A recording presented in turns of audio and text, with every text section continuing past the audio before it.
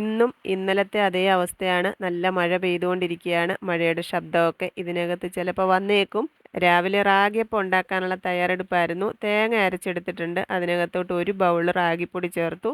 ആവശ്യത്തിന് ഉപ്പ്, ഈസ്റ്റ്, പഞ്ചസാര ഇത്രയും കൂടി ചോറും ചേർത്ത് നല്ല പോലെ അരച്ചെടുത്ത് മാറ്റി വെക്കുന്നുണ്ട്.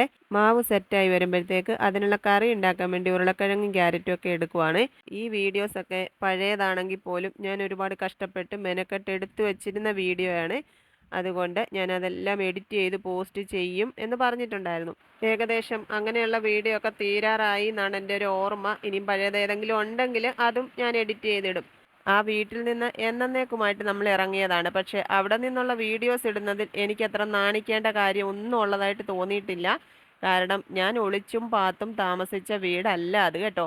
നാലാളറിയെ എൻ്റെ വീട്ടുകാർ എനിക്ക് ചേർത്ത് വെച്ചൊരു ബന്ധം. അതിൽ നിന്ന് പടിയിറങ്ങി പോരുന്നതാണോ പടിയടച്ച് പിണ്ടം വെച്ചതാണോ എന്നുള്ളത് എല്ലാവരെയും ബോധ്യപ്പെടുത്തേണ്ട ആവശ്യമുള്ളതായിട്ട് എനിക്ക് തോന്നുന്നില്ല. എല്ലാം തികഞ്ഞവരായിട്ട് ഭൂമിയിൽ ആരും ഇല്ല എന്നുള്ള കാര്യം മറ്റുള്ളവരെ വിധിക്കുന്നതിന് മുമ്പ് ഒന്ന് ഓർക്കുന്നത് നല്ലതാണ്. നെഗറ്റീവുകൾക്ക് പുറകെ പോയതൊന്നും അല്ല കേട്ടോ. ചില കാര്യങ്ങൾക്ക് മറുപടി പറഞ്ഞില്ലെങ്കിൽ ഒരു മനസാക്ഷിക്കുത്ത് തോന്നത്തില്ലേ, അതുകൊണ്ട് മാത്രം. അപ്പോൾ ദേ നമ്മുടെ കറി ഏകദേശം ആയിട്ടുണ്ട്. ഇനി ഇപ്പോൾ മസാലയൊക്കെ ചേർത്ത് കുക്കറിനകത്ത് അടച്ചു വെച്ച് വേവിക്കാൻ പോവാണേ. കറിക്ക് വേണ്ടിയിട്ട് കുക്കറിനകത്തോട്ട് വെളിച്ചെണ്ണ ഒഴിച്ചു. സവാള അതിനകത്തോട്ടിട്ട് വഴറ്റി. പിന്നെ അതിനകത്ത് ചേർത്ത പൊടികൾ മഞ്ഞൾപ്പൊടിയും ലേശം മുളക് പൊടിയും ചിക്കൻ മസാലയും കൂടിയാണ്. പിന്നെ തക്കാളിയും പച്ചക്കറികളും ഒക്കെ ചേർത്ത് കുക്കറിനകത്ത് അടച്ചു വെച്ച് അങ്ങോട്ട് വേവിച്ചു. അപ്പോഴത്തേക്കും മാവൊക്കെ സെറ്റായിട്ടുണ്ടായിരുന്നു. കുഞ്ഞിനപ്പം ഉണ്ടാക്കുന്ന പോലെയാണ് ഇന്ന് റെഡിയാക്കിയത്. അപ്പോൾ അതേ കുക്കറിൻ്റെ ആവിയൊക്കെ പോയി കഷ്ണങ്ങളൊക്കെ വെന്ത് കിട്ടിയിട്ടുണ്ട്.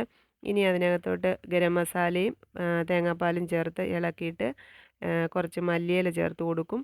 പിന്നെ കടുക് താളിച്ച് ചേർക്കും. ഇതാണ് ഇന്നത്തെ നമ്മുടെ കുഞ്ഞനപ്പത്തിൻ്റെ കറി. അപ്പോൾ മോനുകുട്ടൻ കുളിയും ജപമൊക്കെ കഴിഞ്ഞ് വന്നു. കഴിക്കാൻ കൊടുക്കട്ടെ.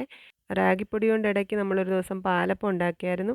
അത് മോനുകുട്ടന് ഒത്തിരി ഇഷ്ടപ്പെട്ടു. അപ്പോൾ ഇതും കഴിച്ചു കഴിഞ്ഞപ്പം ഇഷ്ടപ്പെട്ടു. സ്കൂളിൽ കൊണ്ടുപോകാൻ വേണമെന്ന് പറഞ്ഞു. അപ്പം ഉണ്ടാക്കിയതിനേക്കാളും ഇഷ്ടപ്പെട്ടത് കറിയാണ്. അപ്പോൾ എല്ലാം എടുത്ത് കൊടുത്തു വിട്ടു. അപ്പോൾ ഇനിയിപ്പോൾ ഞാനും കഴിക്കാൻ പോവാണ്. റാഗി കൊണ്ടുള്ള കുഞ്ഞനപ്പവും നമ്മുടെ ഉരുളക്കിഴങ്ങും ക്യാരറ്റും ഒക്കെ ചേർത്ത കറിയും കൂട്ടി അങ്ങോട്ട് കഴിക്കട്ടെ.